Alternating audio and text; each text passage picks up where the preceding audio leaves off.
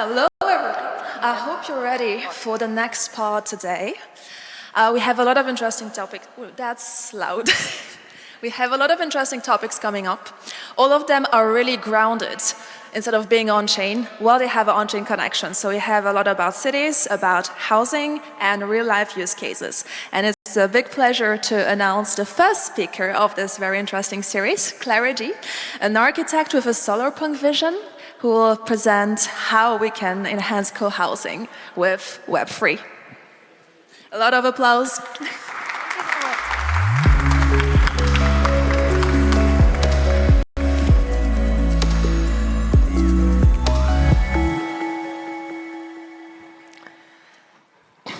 Hello, everyone. So today I'm going to talk about the current housing challenges that we are facing in gentrified areas around the world and how through self-organization and Web3 we can move towards having societies that are more regen, sovereign and fair and advance into this solarpunk vision. My name is Clara. I'm an architect. I work creating cooperatives of social housing and also working in the Web3 space in a DAO called DORG that we provide Web3 development services to many clients. I'll tell you more about later. But let's start with the solarpunk vision. I just realized that I don't have like the, is somebody like, yeah, sorry. But I just want to start setting a little bit of the vision of the solarpunk in terms of like applying it to the architecture field. And I like to always start with the tradition, because this is like knowledge that has been iterating for years to come up with solutions that are comfortable, are efficient, and also are economical using materials that are already in place. And I think we should, thank you, we should strive to set like this as the base and then, adapt these principles to our current needs, mixed with the current technologies that we have. And I'm going to try this. Okay, so these are like examples of traditional architecture that we have back home. I'm from Spain. And then, as I was saying, like using all this knowledge to advance to having like solarpunk societies. And then I'm going to tell you like some principles to get there using a different scale approach. So at the city level, we can, create strategies that move urban environments towards more human-centric and environmentally friendly homes. And one of the first actions is to distribute services in various like centers, so sort of like decentralizing the, more like the American city model. And this is like a map from Barcelona, where you can see like how neighborhoods are distributed and city centers, so you can reach all the things you need in a walkable distance. The second strategy is to push for public transport, and then so we are able to, remove cars and vehicles, both parked and in movement, from spaces to create more spaces that are livable for humans and then enhance nature and restoration, like this project from Seoul, where they removed this highway to create this linear park. Another example of, how to approach environmentally friendly nature spaces in cities is this project from Singapore, where here they designed the space already taking into account the resilience in climate. So, for example, when there's like the rainy season, you can see like how the park gets flooded, and in order to be able to drain the water easily. So it's made on purpose that it gets flooded. On the neighborhood level, we can create neighborhoods that, generate their own resources in terms of like power, heating, etc. They store rainwater.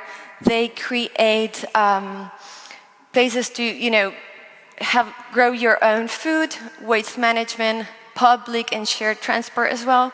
Like this neighborhood that I'm presenting here in Freiburg, Germany. And I'll show you like how it looks like. And then when we reach, like the building scale, we need to strive to having buildings that are some sort of like as self-sufficient as possible, so zero or net carbon, and then mix it and also bring, natural materials, because like the industry of construction is responsible for the 40% of the CO2 emissions worldwide.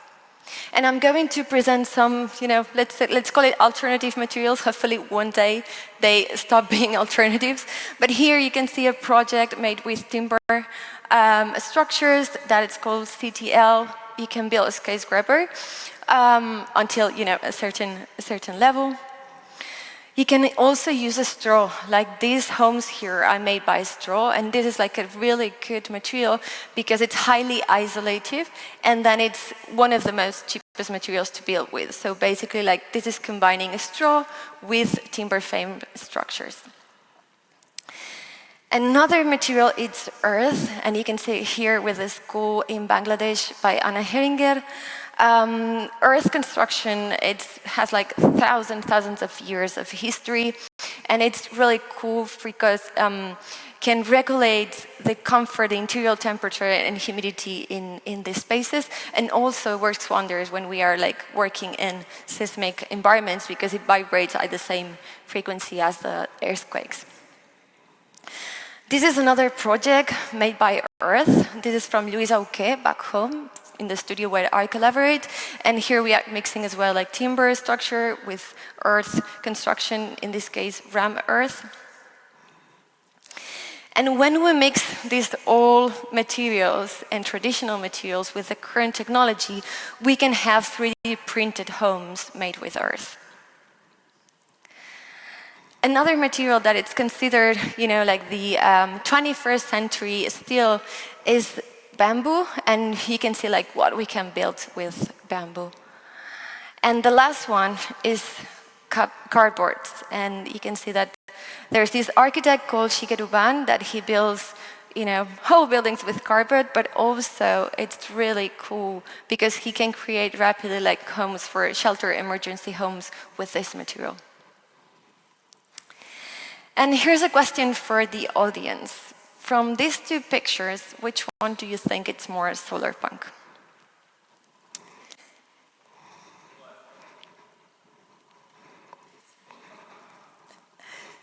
So, the one on your left, it's a concrete structure that it's basically like a not super sustainable material that had to be oversized because of the weight of the earth that you need to allocate on the balconies to be able to grow trees. Apart from that, there's no much like solar punk strategies here.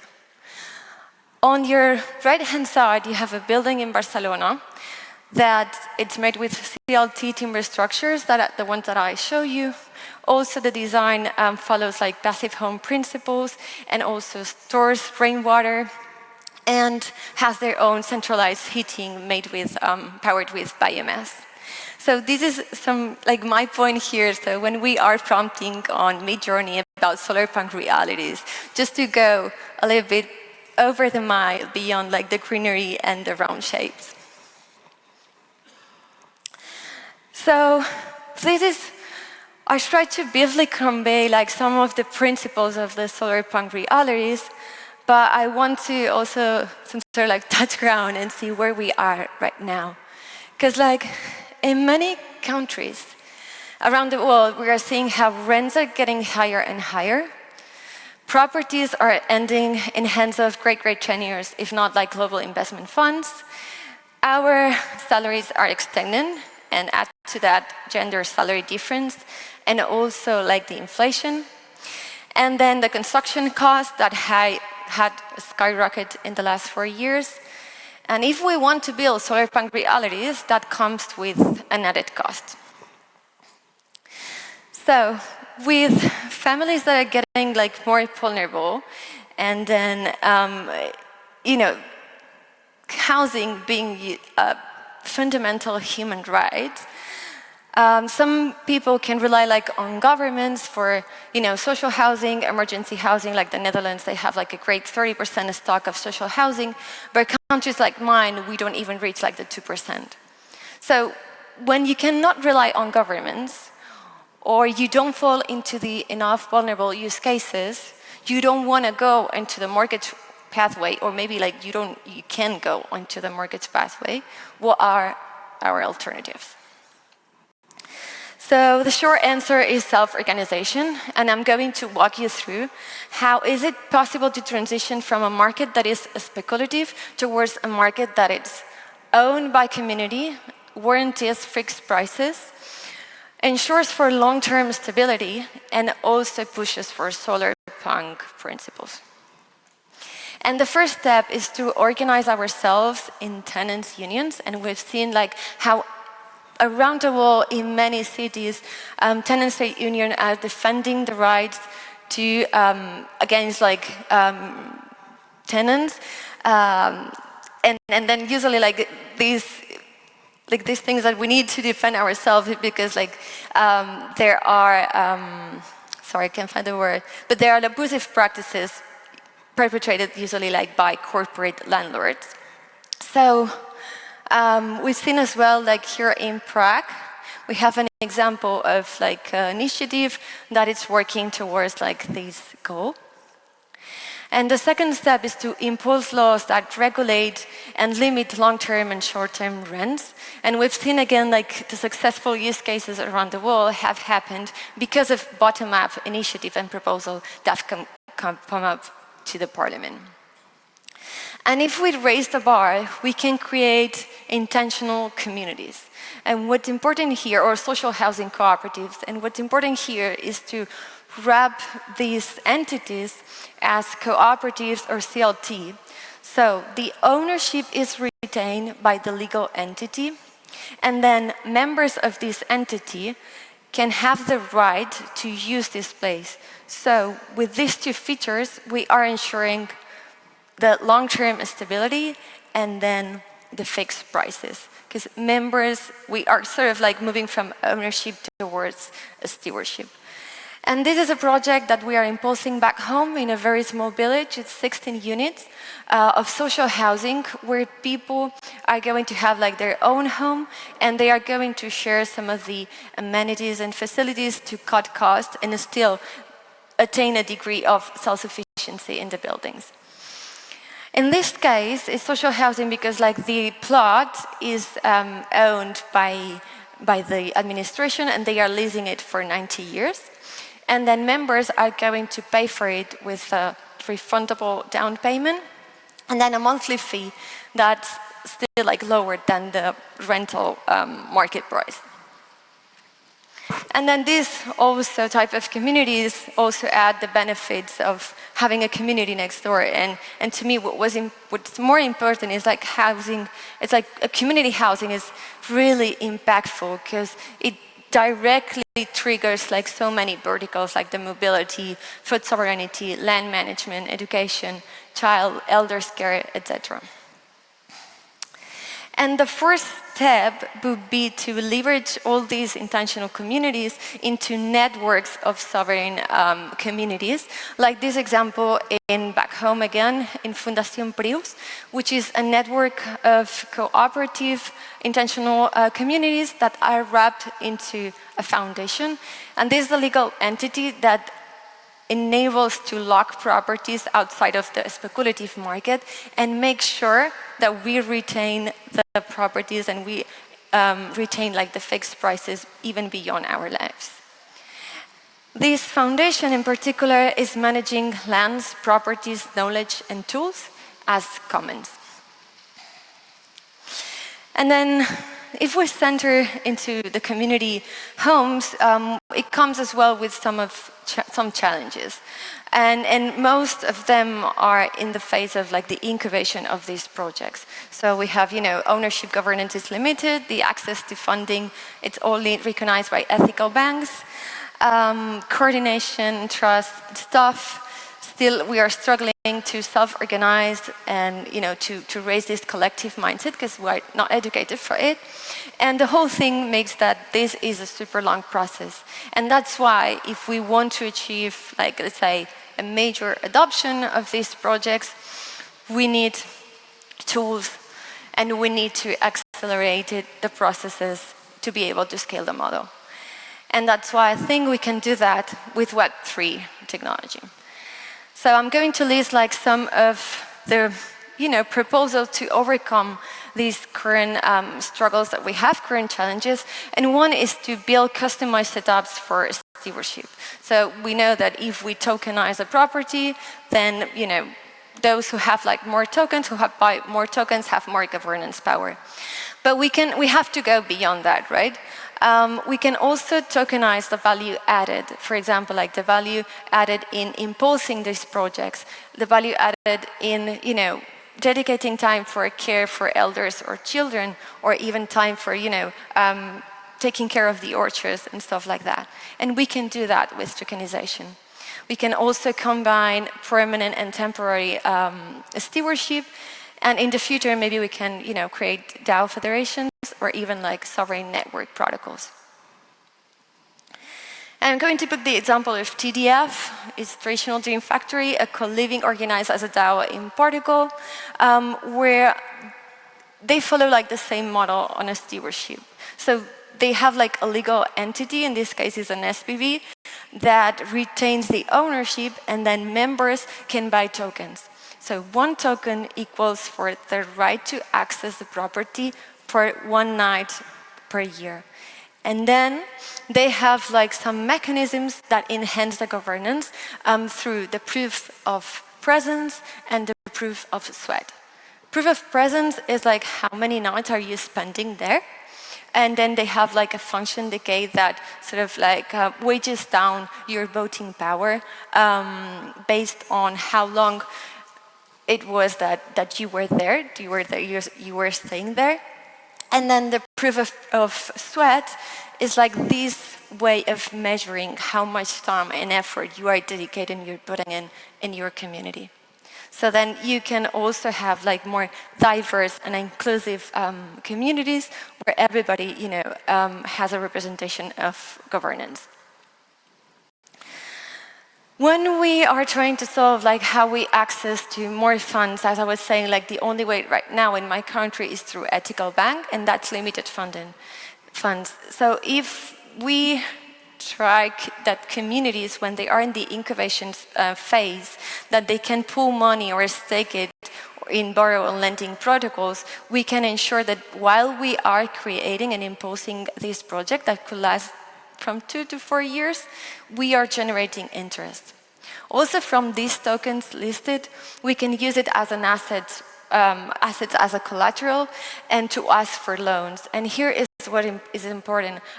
In these projects, we usually like aim for fixed interest rates. And if I'm not wrong, like Ava is already like providing for some of this. But we need to, strive for longer periods of loans, so we can apply for, I don't know, like 30 years mortgages at a fixed interest in a DeFi protocol. Why not? And the also struggle, and that could be like an opportunity, is like a smoother on and off ramp, because members of community are non-tech savvy people, and we are already helping people struggling with Google Drive. So imagine like switching networks, MetaMask, sending money here and there. We can also like tokenize the property to access to direct funds, and also like use this token again as a collateral to ask for loans in the DeFi, CoFi, and ReFi space.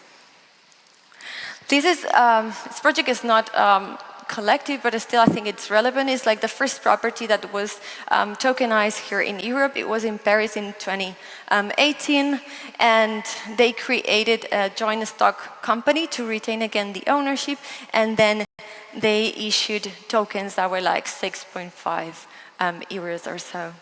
And a heads up here, like I'm talking about like tokenizing properties to get into the ownership, not to democratize investing into real estate so we can have like more speculation even.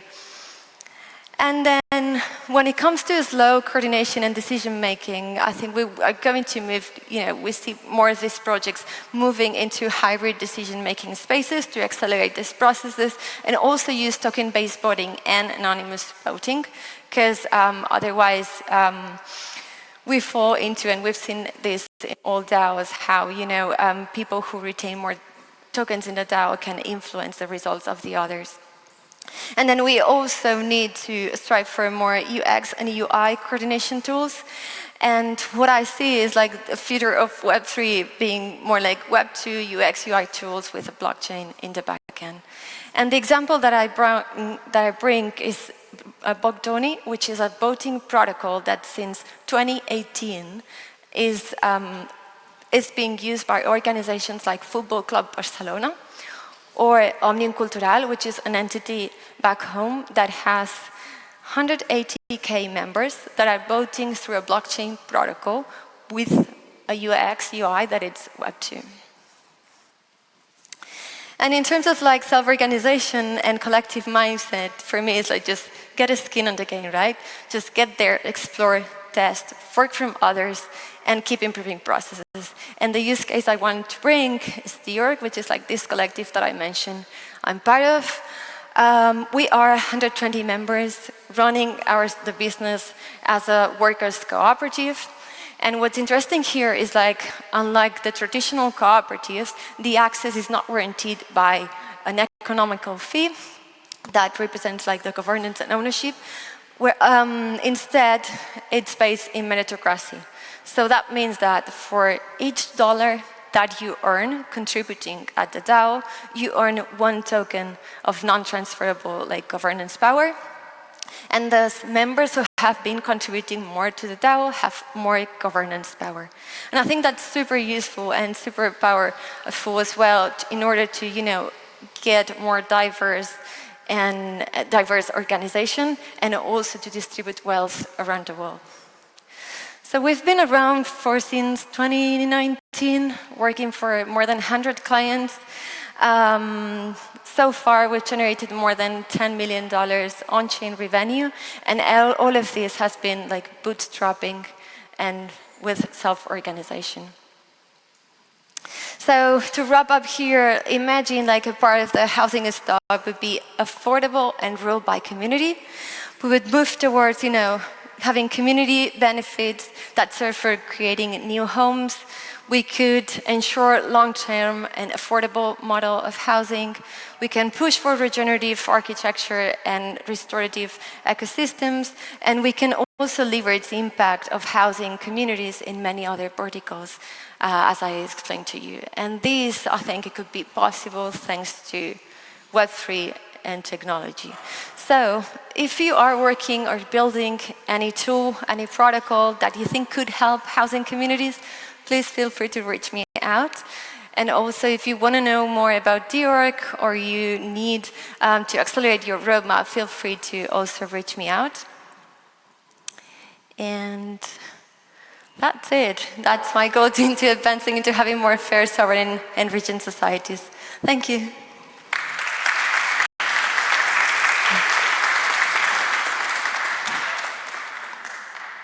Thanks a lot for this presentation. We'll be back in a couple of minutes to zoom out from housing to cities and greenery. So see you back in 5 minutes.